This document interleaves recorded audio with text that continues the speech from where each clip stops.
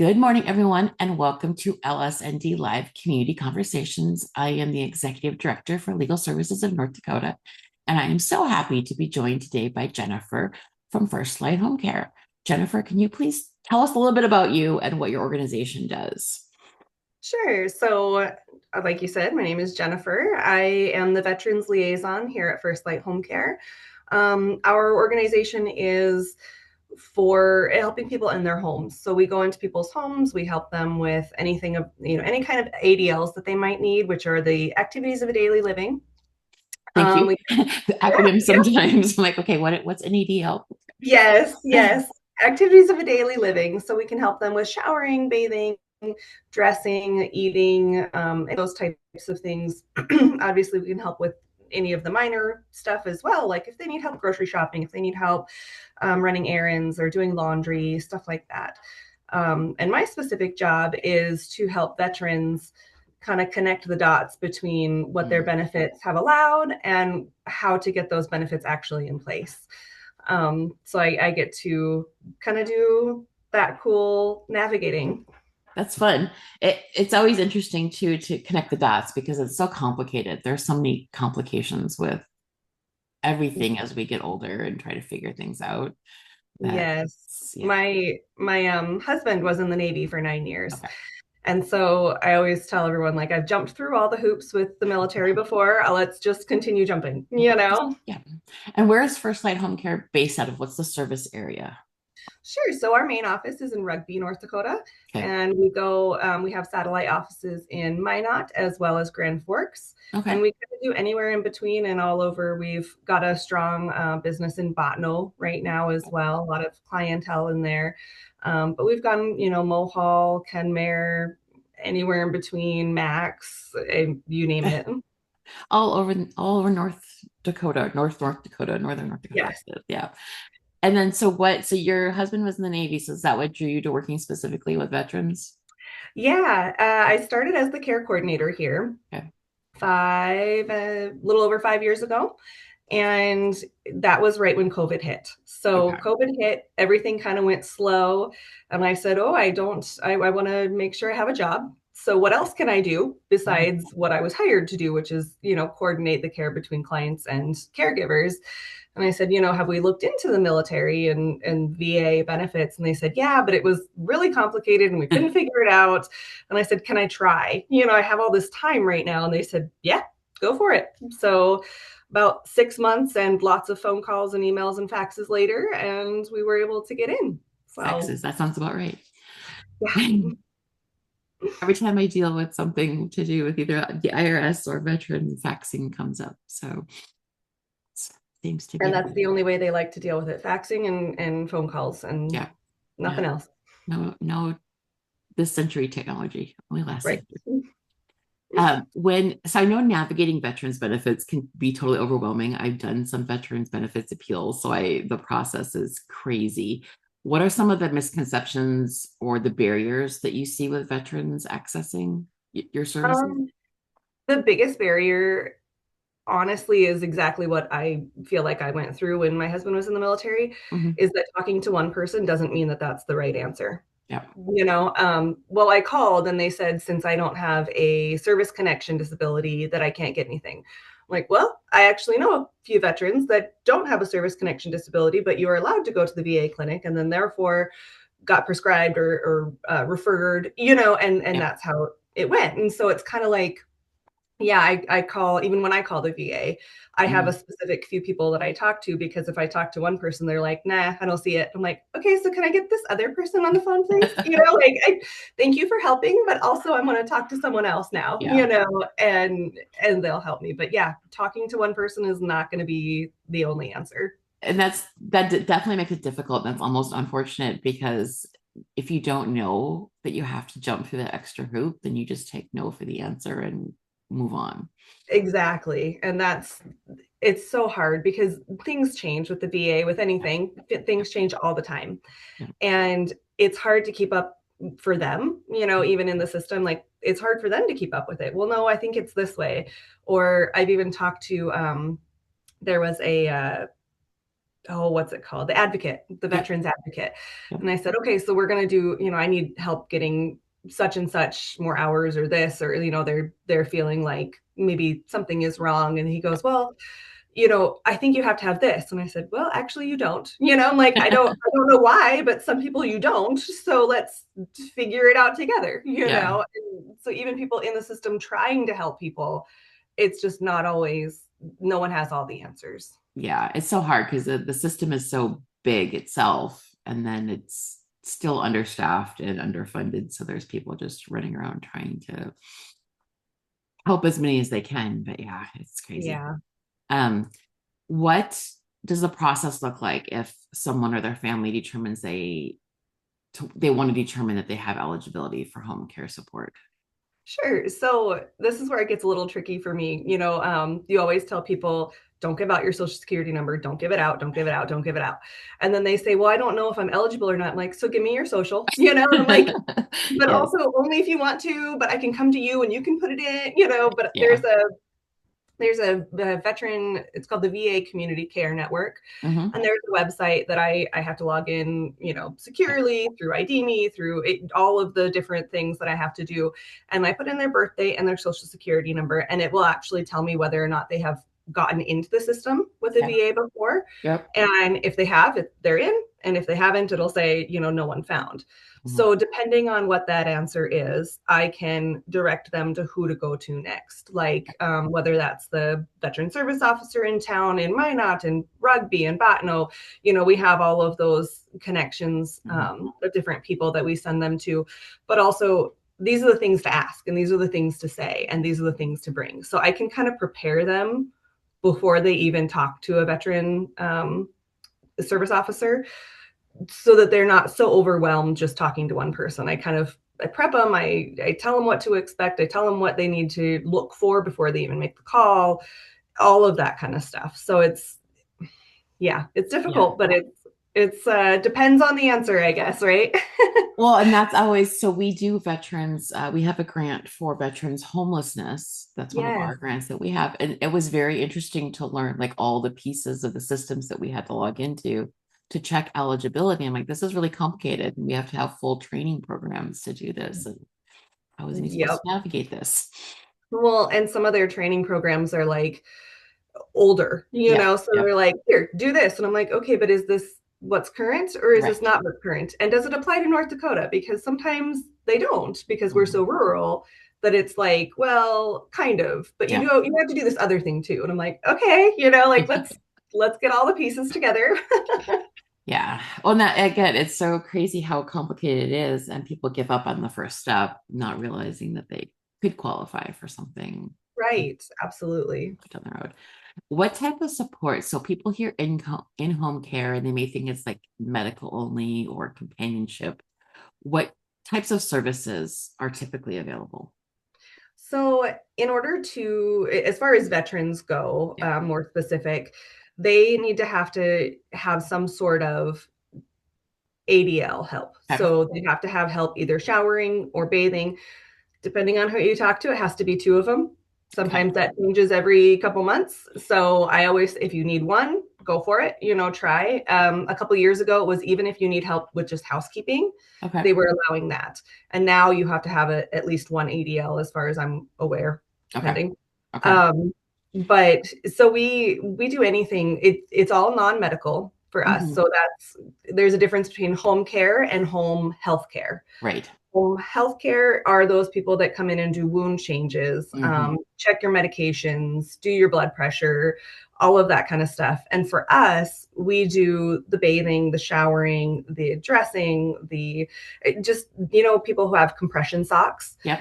and they're hard to get on and Yeah. they're hard to get off, and so especially when you have arthritis or something else going on, so we can help with those types of activities as well. Okay. And then for veterans, we're not allowed to transport them, but us at FirstLight Home Care, we take that into our own hands. Okay. I feel that veterans deserve to be able to get to their medical appointments without having to schedule a bus a week and a half in advance or find a taxi, or, and there are great services for them that can do that as well. Okay. But for us, if they are in our system, they're getting care through the VA, we say, okay, we'll take you to the appointment and not clock in until we get to the appointment. Got it. Or Okay. if we're helping you get out of the house and into the car, we clock in for that part, and then we clock out and clock back in when we get there. And we reimburse our caregivers, obviously, for that whole time, Right. but we don't charge the VA because that's not allowed, That's a allowable expense. Yeah. Yes. Yes. Does all of your funding come through VA reimbursement type? It doesn't. So we're actually a private company. Yeah. So we do the private pay, as well as we do some state funding and the VA, and some people have long-term care insurance. Okay. And that's actually part of my job. Is we all wear about 4 hats here in the office. My official title, is Veterans Liaison, Yeah. but I do all of the long-term care insurance billing. Okay. Okay. And so if anyone has any questions about that, whether or not they qualify, every policy I have come across is worded differently, as probably with legal services, right? Like, it's all worded super fun. So like, well, I don't know. It says this way. And I'm like, well, bring it in or take a picture and send it to me, and I'll read over it and see what I can find. And then I'll start calling and doing all of that too, because it's worse than the VA, it's trying to. Yeah, because everything is different. It's all like whatever company created that particular contract decided what was going to be covered. And and how they want to word it, and how it's, and there's all sorts of different things like elimination periods, and what that means to each company is different, whether that's a time frame or whether it's per visit, and that's it's fun to look at. But, so on one side, it's great that you have that figured out and that you have that experience. It's the hard part is getting people to know that your service is there. So yes, exactly. So many caregivers these days, I feel, are like family members trying to balance jobs and kids and life. Does FirstLight have like support? Do you partner with family caregivers or anything like that? Yeah, so there's actually a state program called Family Caregiver Support Program. Okay. I don't know if you've talked to anyone there before, but they're a wonderful resource. Lindsay is the lady that is in Minot area, I guess, for that one. And she has the funding, and the funding has been lessened. It was kind of increased or inflated for COVID. And now it's kind of getting back down to normal. But I know there's a waiting list, but there is that program that if you cannot leave your person for more than 2 hours at a time, then you can qualify for some state funding to help with respite care. And we do that through that program, as well as there's something called the Lifespan Grant. And that's also something that Lindsay helps with. I'll get you her information. I'll connect with Lindsay too. Yes. Yes, connect with her. She's a great resource. So there's that. And then obviously, if you just need some time to go to church, to go get your hair done, to go have lunch with friends, we can provide that respite care. If it's just, we have a couple ladies who they're like, I don't want to leave him, but he's sleeping. But what do I do? It's like, okay, we'll come in. They don't want us to do anything. They like doing all of the care themselves, which is fine, but they would like us to come in and sit with him just in case he wakes up. And I want to mention too, the VA has a program for family members who could actually get paid depending. I'm not super up on that one, but I know it exists, and that family members can get paid to take care of their loved ones. And then they can actually get respite care through us as well, even though they are the ones getting paid to take care of them. If they are 24/7 and getting paid to do that, they deserve respite care just as much as anyone else. And they actually can qualify for that as well through us. Okay. Well, that's good to know. Yeah. It's so hard if you can't leave, or you're scared to leave, and you still have a life to live, and try to figure out how to do things. Well, and burnout is so real. People talk about burnout as a worker, and yes, you understand there's going to be burnout with helping people in general, no matter if that's physical, mental, emotional, however that goes. And so people don't always understand that they need to take care for themselves, even if you want to go take a nap, you know what I mean? And you don't want to be worried about them, or overnights, or, things like that. Cause we can take care of 24/7. We have people that can be there overnight so that you can get over that hump. Or we have a lady that just called actually a couple weeks ago, and she goes, I just need a couple nights a week. that Yeah. I can sleep in my own bed and not worry. You Right, know, it's right, like, right. okay. Well, because you don't get restful sleep if you're, constantly every 10 minutes waking up and making sure that, It's like I call it new mom sleep. yeah, You know, yeah, like you're just never quite fully asleep because you're yeah, always listening, you know? yes. Yeah, that's hard. But I mean, that's great to know that you're out there and that you're able to help with things like that because I Yeah. think North Dakotans are very proud people. We try to do everything ourselves. Between being farmers Uh-huh. and German, or Norwegian, we've Yes. got a lot of stubborn people here and proud. And it's fun because we talk to all the family members and it'll be like, but he needs it. I'm like, okay, well, we can't force anyone to do anything, Right, right, right. So until we get that across, or sometimes just meeting someone face to face, like let's just go meet, we'll have lunch, we'll have Yeah. coffee or whatever. A lot of the things that I do is getting veterans to come out to, like, I'm part of the Disabled American Veterans Yes, group. I was gonna mention that. Yeah. You Yeah, volunteer with them, right? Yeah. so I volunteer with them, and they're a wonderful group of guys. I absolutely love hanging out with them, going with them to coffees. They have coffees twice a month on the first and third Wednesdays of the month. Okay. They volunteer for security at the hockey games here in town for the Minotauros. Yep. And I've gotten to do that a couple times. I haven't gotten to do it this year, but I think actually this weekend I might be able to. So that's going to be fun. Yeah. Um, but yeah, so getting him to go out to those little things, and it's like, oh, I do want to do this, or Mhm. oh, you are a nice person. Yeah. It Yeah. it just takes that little bit of getting to know you, and I do a lot of volunteer and networking and different things, but like Yeah. the assisted Because living. Oh, go ahead. no, because you do also work with like the senior coalition and honor flights too, don't I you? do. Okay. I do. Yep. So it started out with work, right? And now I'm just like, this is so great. Because I mean, since I think it was 15 or 16, Mhm. I was in the honor society at school. Mhm. And they said, okay, you need volunteer hours. And we have this opportunity. I was like, all right, whatever, let's go. And it was a women's shelter. And while the women were getting counseling, they had to have someone watch their kids. Mhm. So I started volunteering watching kiddos in, this area. They had like a play area, Yeah. and that just opened my eyes to be like, oh, I like this. Yeah. Like I'm doing something for someone else. They're benefiting. I feel good. The kids are happy, like it was just, and the facility was happy to have us. Right. So ever since then, I have just fallen in love with volunteering. I've done that. I've done the Fleet and Family Service Center for the Okay. Navy. Yeah. When Yeah. my husband was in school in South Carolina, I started working there, volunteering, which was not a whole lot, but I did some filing or different things here and there, and that was cool. Then I had kids, so I did work at church and things like that, but pretty much had kids Yeah. for a while, and then got It takes up a lot of time sometimes. it does. Yep. Now I've got 18-year-old, a 13, and a 12-year-old. So Okay. they're old enough to not have me around constant. They don't really want me around constantly, So that helps too. Yes. Yes. I know the feeling. Yes. But yeah, Okay. so I'm able to now volunteer with the different groups, and started out, like I said, with work. And then I was like, oh, this is just That's fun. Like fun. I like this, not just work likes this. Yeah. And so it's been super beneficial to be with the DAV, the honor flight. Hmm.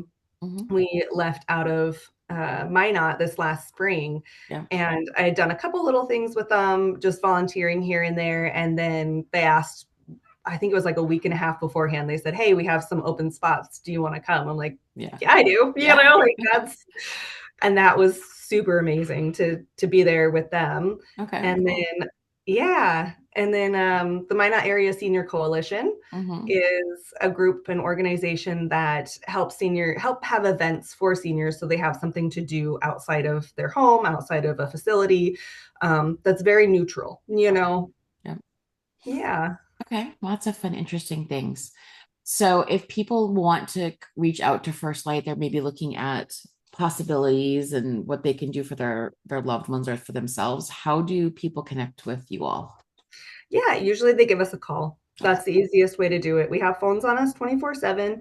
Yeah. Obviously, we prefer, 8 to 5 would be Right. great. Um, a lot of the times the after calls are for Yeah. emergencies or things like that. But our number is 701 Mhm. 881 0101. Okay. And then we also have a Facebook page. It's ND Central is our FirstLight Home Care. ND Central is kind of our Is your okay Facebook? official name. Yeah. And then also we have websites and there's numbers on there. I think it's a 1-800 number that'll connect, through them, through us kind of Okay, thing. It gets around. But yeah, any of those ways. But we love to talk on the phone. We've got several people in the office and we're always on the phone anyway. So that's funny. Well, that's great. Well, thank you so much for your time today. I really appreciate it, and I'm very happy and excited for what you do for the community. awesome. Thank you. Come on anytime. And I'll get you some numbers here when we get off That too. sounds good. Yeah. Okay. Thanks everyone for listening in. Tune in next week for LSND Live.